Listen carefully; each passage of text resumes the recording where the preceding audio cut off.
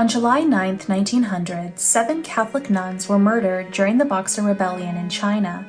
They were in China to set up an orphanage there.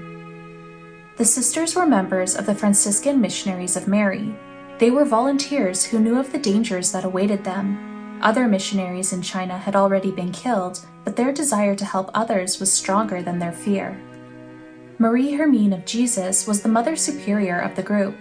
Her family had never supported her religious vocation. She took jobs as a tutor in order to gain her independence to become a nun.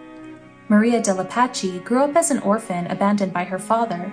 She was known for her serene kindness and she had a beautiful singing voice. Maria Chiara had a happier childhood. She was loved by everyone in her village and known for her impulsive and joyful personality. Marie de Saint Nathalie was from a humble and poor family. She struggled with poor health but never complained and always did her duty. Marie de Saint Just was a sensitive and serious person.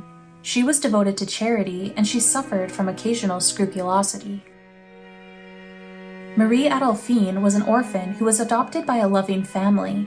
She always volunteered for the most difficult work and did it without complaint. Marie Amandine was simple and generous. Her good humor led the Chinese to nickname her the foreigner who was always smiling. All 7 women were passionate about their work in China. They spread the gospel while helping poor and abandoned children.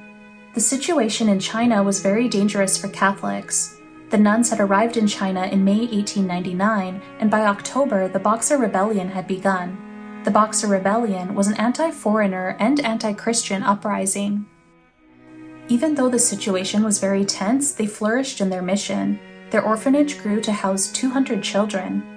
By the summer of 1900, the orphanage was under real threat.